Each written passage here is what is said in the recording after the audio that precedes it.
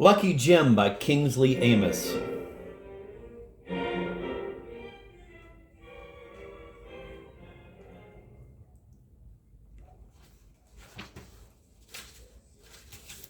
Chapter 1. They made a silly mistake, though, the professor of history said, and his smile, as Dixon watched, gradually sank beneath the surface of his features at the memory.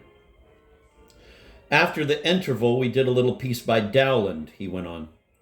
For recorder and keyboard, you know. I played the recorder, of course, and young John's. He paused, and his trunk grew rigid as he walked. It was as if some entirely different man, some imposter who couldn't copy his voice, had momentarily taken his place. Then he went on again. Young John's played the piano. Versatile lad, that. Oboe's his instrument, really. Well, anyway, the reporter chap must have got the story wrong or not been listening or something. Anyway, there it was in the Post, as large as life. Dowland, yes. They'd got him right. Messrs. Welch and Johns, yes. But what do you think they said then? Dixon shook his head. I don't know, Professor, he said in sober veracity. No other professor in Great Britain, he thought, set such store by being called professor. Flute and piano. Oh? Flute and piano, not recorder and piano. Welch laughed briefly. Now, a recorder, you know, isn't like a flute, though it's the flute's immediate ancestor, of course. To begin with, it's played, that's the recorder, what they call a bec. That's to say you blow into a shaped mouthpiece, like that of an oboe or a clarionet. You see? A present-day flute's played what's known as traverso. In other words, you blow across a hole instead of, as Welch again seemed becalmed, even slowing further in his walk. Dixon relaxed at his side. He'd found his professor standing, surprisingly enough, in front of the recent edition shelf in the college library. And they were now moving diagonally across a small lawn towards the front of the main building of the college. To look at, but not only to look at, they resembled some kind of variety act. Welch, tall and weedy, with limp, whitening hair, Dixon on the short side, fair and round-faced, with an unusual breadth of shoulder that had never been accompanied by any special physical strength or skill. Despite this over-evident contrast between them, Dixon realized that their progress, deliberate and to all appearance thoughtful, must seem rather donnish to passing students. He and Welch might well be talking about history, and in the way history might be talked about in Oxford and Cambridge quadrangles. At moments like this, Dixon came near to wishing that they really were. He held on to his thought until animation abruptly gathered again and burst in the older man, so that he began speaking almost in a shout, with a tremolo imparted by unshared laughter. There was the most marvelous mix-up in the piece they did just before the interval. The young fellow playing the viola had the misfortune to turn over 2 pages at once, and the resulting confusion, my word! Quickly deciding on his own word, Dixon said it to himself and then tried to flail his features into some sort of response to humor. Mentally, however, he was making a different face and promising himself he'd make it actually when next alone. He'd draw his lower lip in under his top teeth and by degrees retract his chin as far as possible, all this while dilating his eyes and nostrils. By these means he was confident, cause a deep, dangerous flush to suffuse his face. Welch was talking yet again about his concert. How had he become professor of history, even at a place like this? By published work? No. By extra good teaching? No, in italics. Then how? As usual, Dixon shelved this question, telling himself that what mattered was that this man had decisive power over his future, at any rate until the next 4 or 5 weeks were up. Until then, he must try to make Welch like him. And one way of doing that was, he supposed, to be present and conscious while Welch talked about concerts. But did Welch notice who else was there while he talked? And if he noticed, did he remember? And if he remembered, would that affect such thoughts as he had already? Then, abruptly, with no warning, the second of Dixon's 2 predicaments flapped up into consciousness. Shuddering in his efforts to repress a yawn of nervousness, he asked in his flat northern voice, "How's Margaret these days?" The other's clay-like features changed indefinably as his attention, like a squadron of slow old battleships, began wheeling to face this new phenomenon, and in a moment or two he was able to say, "Margaret. Yes, I haven't seen her for a week or two." Or 3, Dixon added uneasily to himself. "Oh, she's recovering very quickly, I think, all things considered. She took a very nasty knock, of course, over that catchpole fellow, and all the unfortunate business afterwards. It looks to me, it's her mind that's suffering now, you see, not her body. Physically, she's absolutely fit again, I should say. In fact, the sooner she can get back to some sort of work, the better. Oh, it's really too late, of course, for her to start lecturing again this term. I know she'd like to get down to things again, and I must say I agree. It would help to take her mind off. Dixon knew all this and very much better than Welch could hope to, but he felt constrained to say, "Yes, I see. I think living with you, Professor, and Mrs. Welch must have helped her a lot to get out of the wood. Yes, I think there must be something about the atmosphere of the place, that has some sort of healing effect. We had a friend of Peter Warlock's down once, one Christmas it was. Years ago it must be now. He said very much the same thing. I can remember myself last summer, coming back from that examiners' conference in Durham. It was a real scorcher of a day, and the train was,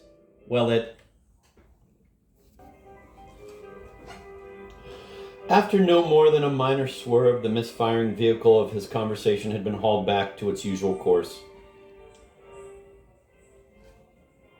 Dixon gave up, stiffening his legs as they reached at last the steps of the main building. He pretended to himself that he'd pick up his professor round the waist, squeeze the furry gray-blue waistcoat against him to expel the breath, run heavily with him up the steps, along the corridor to the staff cloakroom, and plunge the 2 small feet in their capless shoes into a lavatory basin, pulling the plug once, twice, and again, stuffing the mouth with toilet paper.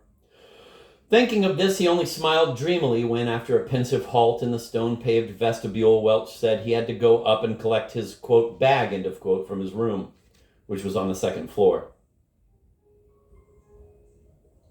While he waited, Dixon considered how, without provoking Welch to a long-lived, wondering frown, he could remind him of his invitation to come and eat tea at the Welch's house outside the city. They'd arranged to leave at 4 o'clock in Welch's car, and it was now past 10. Dixon felt apprehension lunging at his stomach as he thought of seeing Margaret, whom he was to take out that evening for the first time since she'd cracked up. He forced his attention away onto Welch's habits as a car driver and began trying to nourish outrage as a screen for the apprehension, tapping his long brown shoe loudly on the floor and whistling. It worked for 5 seconds or less.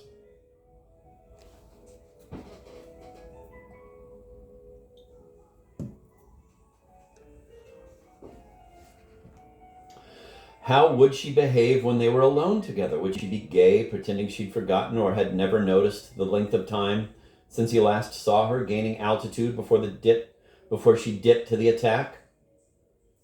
Or would she be silent and listless, apparently quite inattentive, forcing him to drag painfully from small talk through solicitude to craven promises and excuses? However it began, it would go on in the same way, with one of those questions which could be neither answered nor dodged, with some horrifying confession, some statement about herself which, whether, quote, said for effect, end of quote, or not, got its effect just the same. He'd been drawn into the Margaret business by a combination of virtues he hadn't known he possessed. Politeness, friendly interest, ordinary concern, a good-natured willingness to be imposed upon, a desire for unequivocal friendship. It had seemed only natural for a female lecturer to ask a junior, though older, male colleague up to her place for coffee, and no more than civil to accept. Then suddenly he'd become the man who was, quote, going round, end of quote, with Margaret, and somehow competing with this catchpole, a background figure of fluctuating importance. He'd thought a couple of months earlier that Catchpole was coming along nicely, taking the strain off him, reducing him to the sustainable role of consulting tactician. He'd even rather enjoyed the assumption that he knew something of how these campaigns were conducted. And then Catchpole had thrown her over, right over onto his lap. In that posture, his destiny as the only current recipient of these unmanning questions and confessions could hardly be eluded.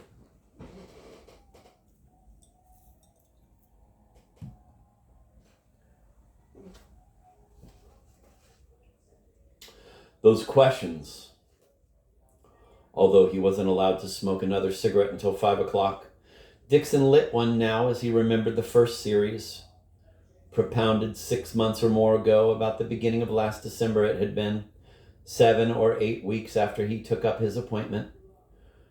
"Do you like coming to see me?" was the first he could recall. And it had been easy as well as truthful to answer yes. Then there'd been ones like, "Do you think we get on well together?" And, "Am I the only girl you know in this place?" And once, when he'd asked her out for the third consecutive evening, "Are we going to go on seeing so much of each other?" His first qualms had dated from then, but before that and for some time after, he'd thought how much simpler this kind of honesty and straightforwardness made the awful business of getting on with women. And the same had seemed true of the confessions. "I do enjoy being with you. I don't get on with men as a rule. Don't laugh at me if I say I think the board did a better job than they knew when they appointed you."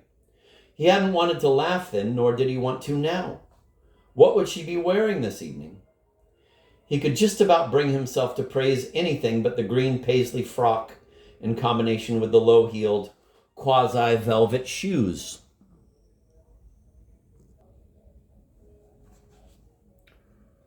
Where was Welch? The old man was well known for an incurable evader. Dixon flung himself up the staircase, past the memorial plaques and along the deserted corridors, but the familiar low-ceilinged room was empty. He clattered down the back stairs, an escape route he often used himself, and into the staff cloakroom. Welch was in there, stooped secretively over a wash basin.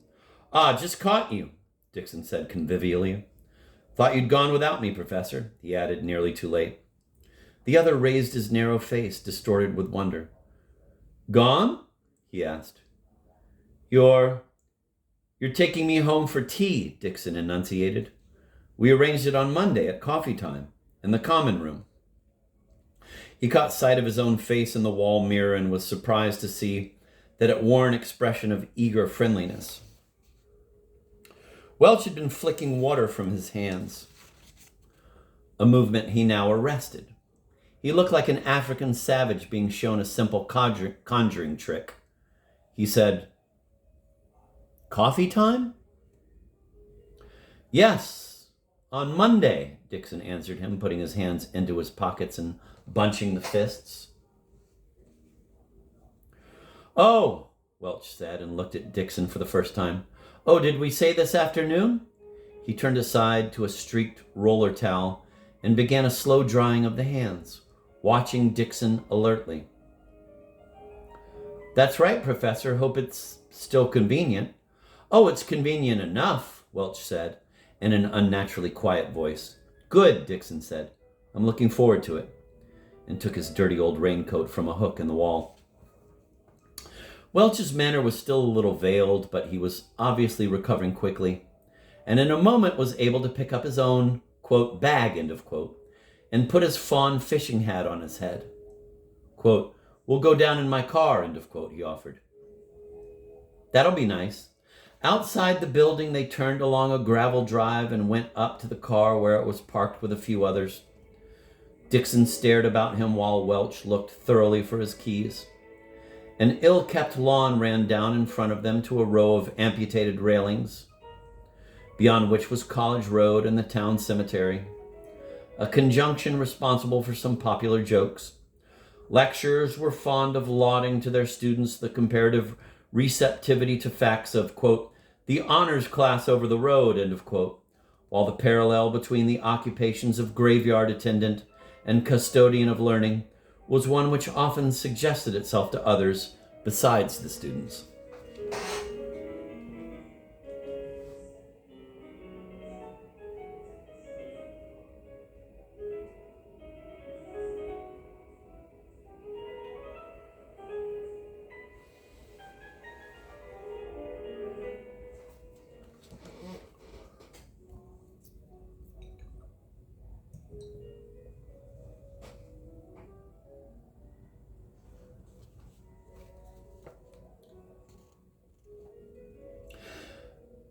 As Dixon watched, a bus passed slowly up the hill in the mild May sunshine, bound for the small town where the Welches lived.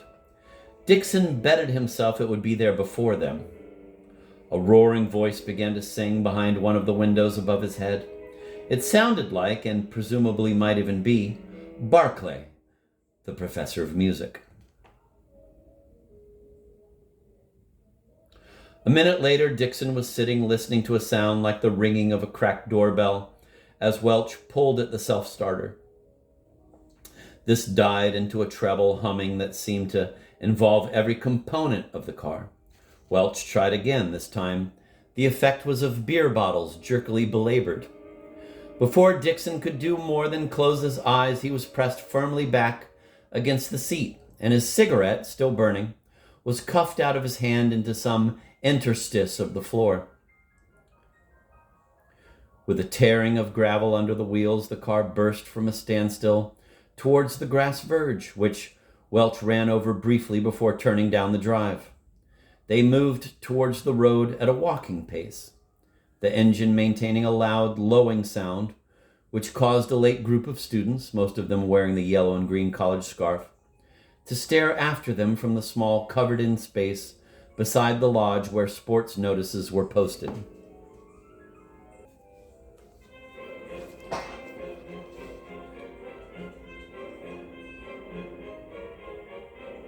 They climbed College Road, holding to the middle of the highway. The unavailing hoots of a lorry behind them made Dixon look furtively at Welch, whose face he saw with passion held an expression of calm assurance, like an old quartermaster's in rough weather. Dixon shut his eyes again. He was hoping that when Welch had made the second of the two maladroit gear changes which lay ahead of him, the conversation would turn in some other direction than the academic. He even thought he'd rather hear some more about music or the doings of Welch's sons, the effeminate writing Michel and the bearded pacifist painting Bertrand, whom Margaret had described to him. But whatever the subject for discussion might be, Dixon knew that before the journey ended, he'd find his face becoming creased and flabby, like an old bag with the strain of making it smile and show interest and speak its few permitted words, of steering it between a collapse into helpless fatigue and a tautening with anarchic fury. Dixon?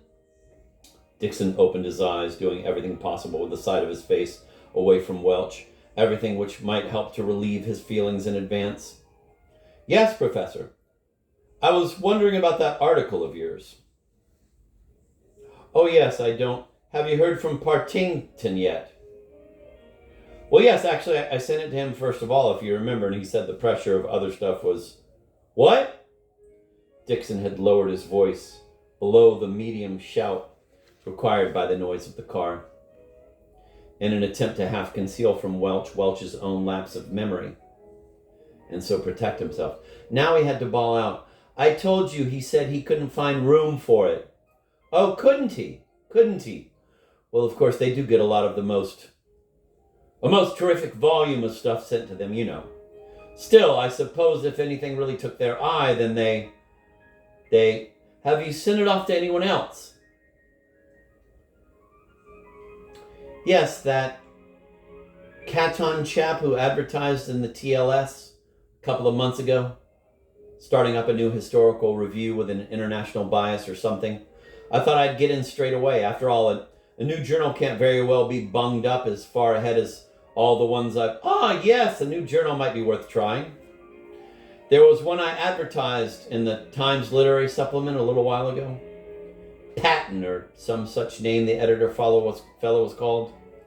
You might have a go at him, now that it doesn't seem as if any of the more established reviews have got room for your effort. Let's see now. What's the exact title you've given it? Dixon looked out of the window at the fields wheeling past, bright green after a wet April. It wasn't the double exposure effect of the last half-minute's talk that had dumbfounded him, for such incidents formed the staple material of Welch colloquies. It was the prospect of reciting the title of the article he'd written. It was a perfect title, in that it crystallized the article's niggling mindlessness, its funereal parade of yawn-enforcing facts, the pseudo-light it threw upon non-problems. Dixon had read or begun to read dozens like it, but his own seemed worse than most in its air of being convinced of its own usefulness and significance. Quote, "In considering this strangely neglected topic," end of quote, it began. This what neglected topic? This strangely what topic? This strangely neglected what? His thinking all this without having defiled and set fire to the typescript only made him appear to himself as more of a hypocrite and fool. Quote, "Let's see," end of quote, he echoed Welch in a pretended effort of memory. Quote, "Oh yes, the economic influence of the developments in shipbuilding techniques, 1450 to 1485. After all, that's what it's," end of quote. Unable to finish his sentence, he looked to his left again to find a man's face staring into his own from about 9 inches away.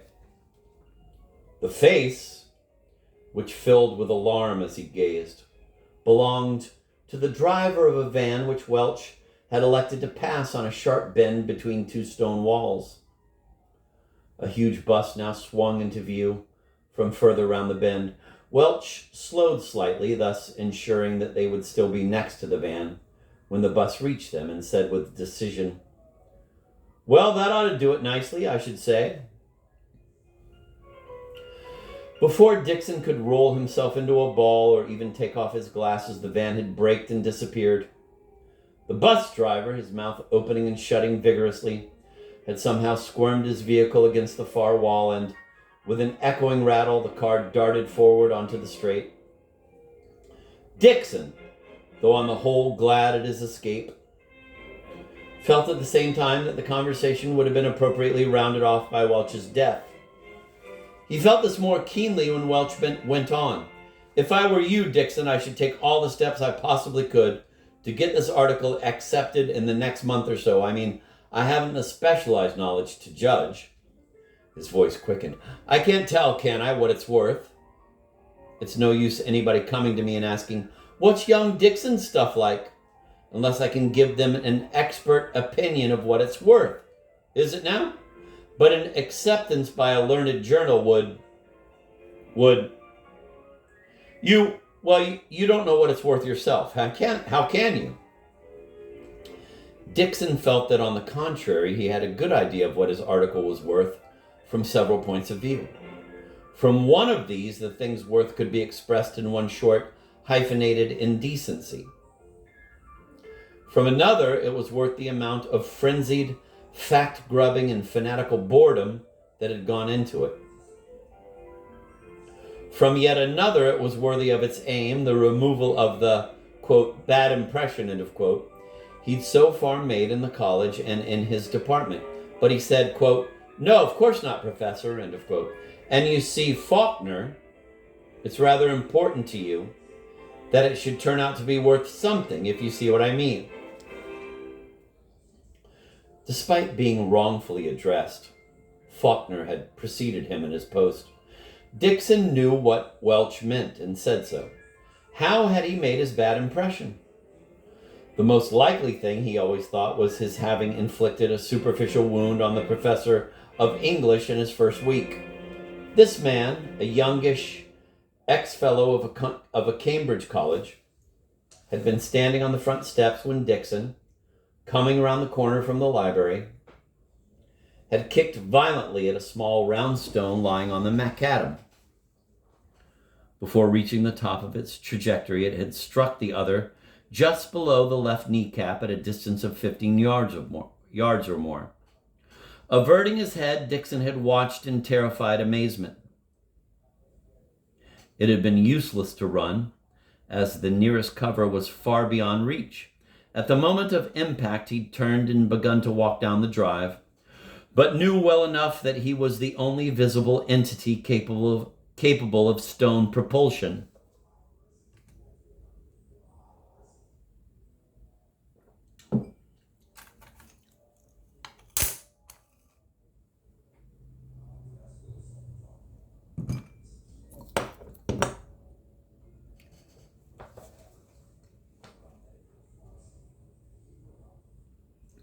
He looked back and saw the professor of English huddled up on one leg and looking at him, as always on such occasions.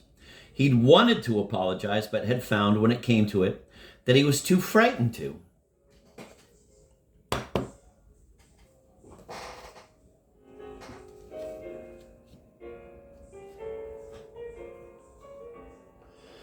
He'd found the same when 2 days later he'd been passing behind the registrar's chair at the first faculty meeting, had stumbled and had knocked the chair aside just as the other man was sitting down.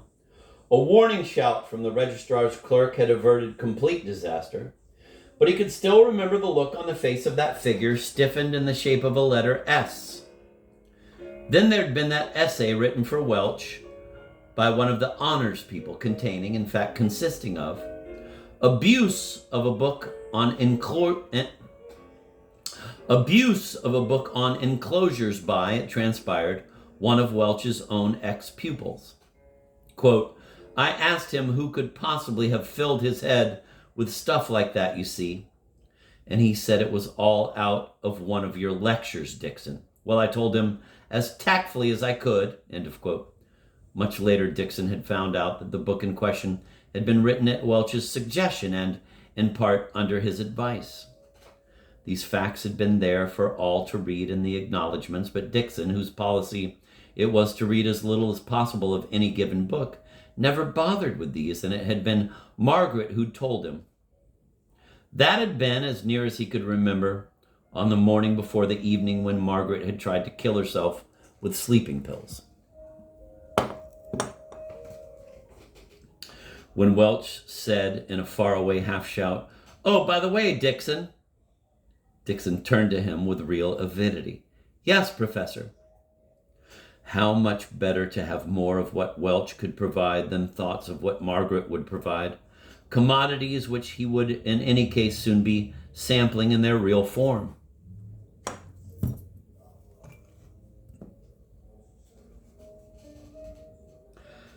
I've been wondering if you'd care to come over next weekend for the weekend. I think it should be quite good fun. We're having a few people from London, you know, friends of ours and of my son Bertrand's. Bertrand's going to try and come himself, of course, but he doesn't know yet if he can get away. I expect we shall put on one or two little shows, little bits of music and that. We'll probably call on you to lend a hand with something. The car buzzed on along a clear road. Thank you very much. I should love to come, Dixon said, thinking he must get Margaret to do some intelligence work on the something he'd probably be called upon to lend a hand with.